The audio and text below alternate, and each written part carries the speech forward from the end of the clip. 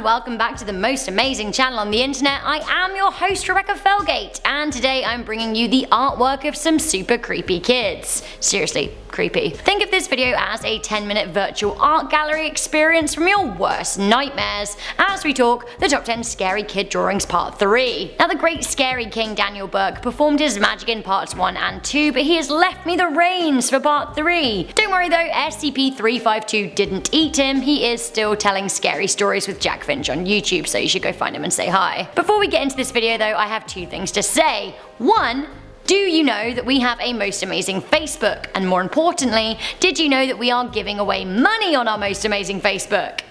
You do now. We are giving away money in the form of a prepaid Visa gift card to a lucky winner on Facebook. So for you to win, you need to come on over, like our Facebook page and comment on our most recent post. Do it! Also, secondly, I want to know what the creepiest thing you ever said or did as a child was. Do share your stories in the comments section down below. I shared one of mine in a video recently about when my mum was selling our house. I was 4 or 5 years old and she came into my room with a realtor to show the prospective buyers around, and I was sat in the middle of a circle of headless Barbies, cradling their heads in my hand. So, what a creep. I also did do some creepy art, but my mum couldn't find me any pictures, so do let me know if you can top that in the comment section down below, and also do leave a thumbs up on this video and share it with a super creepy friend. Do check out the links in the description box to our most amazing Instagrams. Alright, let's get into this. Coming into number 10, we have the coffee shop massacre. Wanna go for a coffee with mum and order a little baby chino? My sister takes her 2 and 4-year-old kids out for coffee with her all of the time. It's like nice for the kids to get out of the house and for my sister to chat with other mums in the village. I'm sure that she would love it if one of her kids came home and drew her a little picture of their day out, but imagine her horror if she looked down and this is what she saw. Seriously, can you imagine if your kid drew this? There is a lot to unpack here. Obviously, things have not gone well at the Hazelnut coffee shop. Or wait, does that say Hans's coffee shop? I'm not sure. It seems that 3 people have been stabbed inside and 1 decapitated outside. The walls of the shop may or may not have been painted in the victim's blood. We see not 1, but 3 perpetrators. 1 slightly out of frame and 1 small girl. Little children holding knives, no.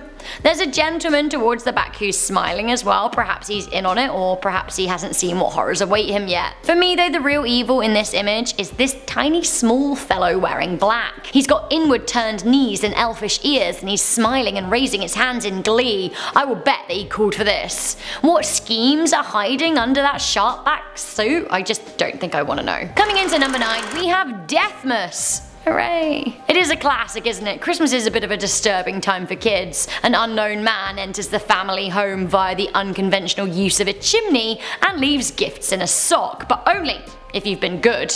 How can he possibly know if you were good or not? Well, as the fable goes, he sees you when you're sleeping. He knows when you're awake. So how does this psychological horror manifest for children?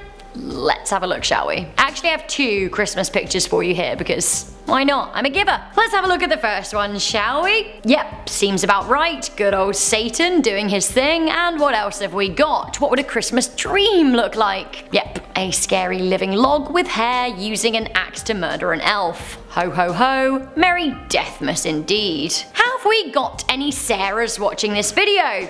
Sarah? Are you out there, Sarah? Hello Sarah. Ground control to Sarah. Someone's left this note for you at number 8. If terrible spelling could kill, then Sarah would be long dead after receiving this nasty little note. It reads, or I think it reads, "Dear Sarah, I know how much you love me, but I love you even more when you are dead." Oh. Underneath the note is what looks like a thunderous sky, a gravestone, a bloodied spade, and a female mourner crying. I don't believe that this could be the aforementioned Sarah. I think that actually Sarah might have been hit with the spade and is in the ground. This girl mourning, unlike the author and artist, is pretty sad that Sarah has died. R.I.P. Sarah. In all seriousness though, if this is your kid, you kind of need to have like an amnesty with that child. Like just exchange it in for one that isn't creepy. I'm only joking. Kind of. How is Rapunzel? Oh, she's doing okay at number 7. Glad you asked. While this is scary, I have to say, part of me does find this hilarious and also kind of cute. It seems that this kid had some fun with cutting and sticking, and actually this is kind of a work of storytelling art. So, yeah, this is quite the piece to deconstruct. Not at all open to interpretation, the artist had an adult type a note to explain the piece. They said, "This is a big green guy that ate Rapunzel. That's her sitting in his tummy. I put 3 check marks by her because she's doing okay in there. I mean, she's been gobbled alive by a giant green fellow. It's not my idea of a party, but it's good to know that she is doing okay. Hang on in there, Rapunzel. Maybe he'll get a hairball stuck in his throat from all your luscious locks and cough you up.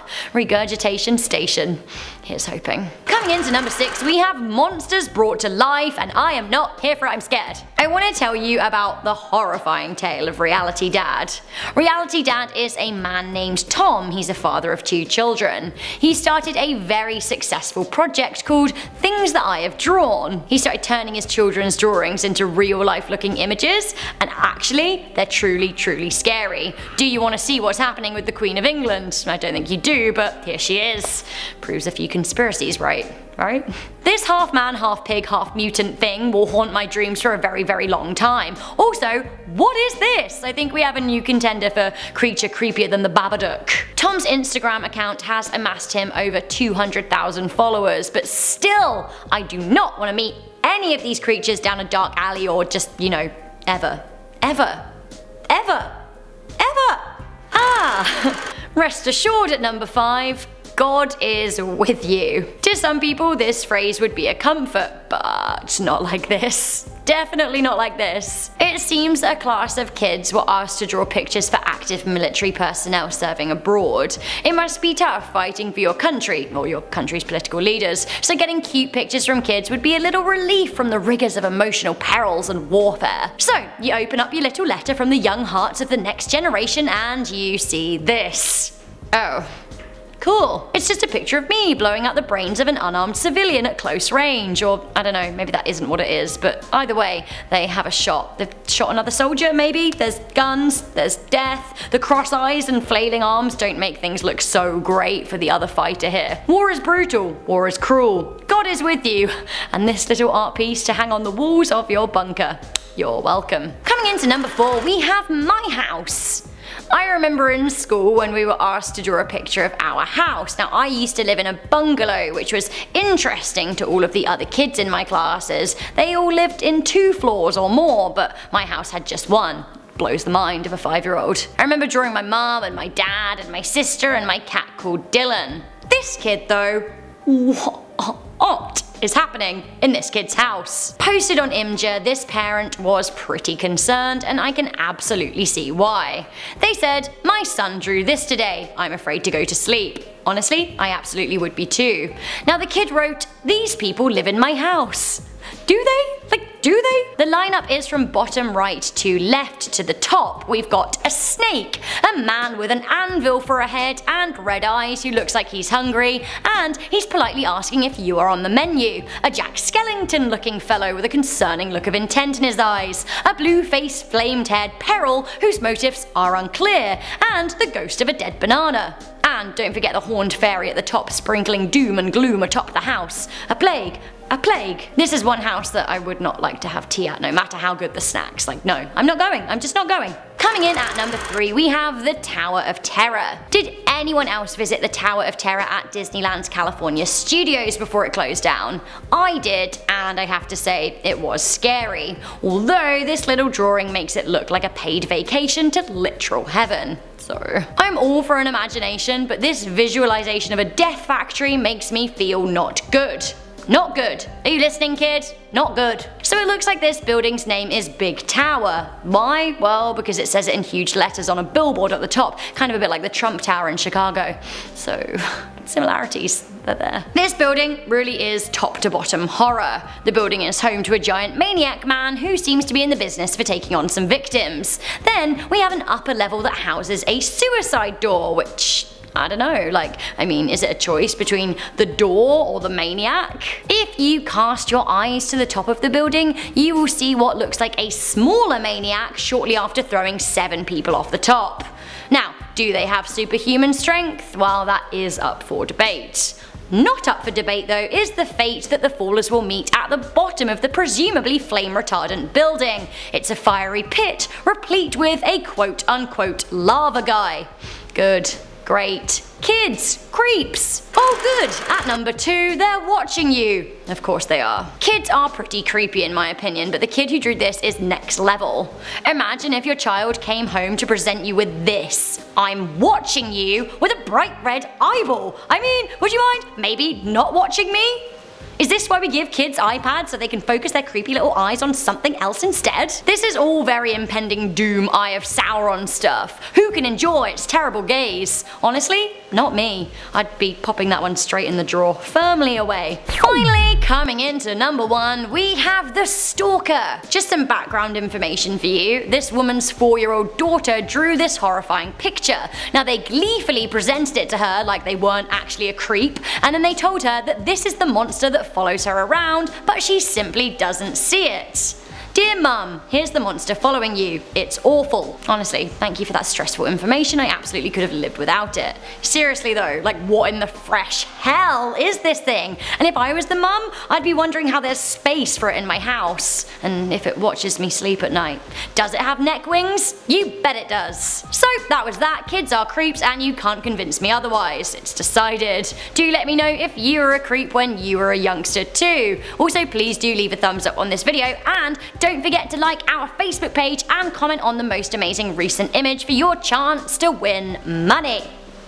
Before I go, I'm just going to read some quick comments from the top 10 scary parallel universe theories. Abby Too Shabby said, the man in the coma really makes me wonder about how time works. Honestly, yeah. How to Hack Games said, I swear it was Looney Tunes, not Looney Tunes. Anyone else agree, or did the company change the name? Honestly, I swear that it was Looney Tunes as well, but like, we must have just been living in the other parallel universe. Dude Man Brogwin said, do not try and bend that spoon, it's impossible. Instead, realize the truth. The truth? There is no spoon. Face emoji, nose emoji, finger emoji. Oh, good, I've gone cross-eyed. I think it's time for me to just close this up here. Too many kids, too much mind bending, too many spoons. I'm your host Rebecca Felgate, leave a thumbs up, I'll see you soon. Spoon.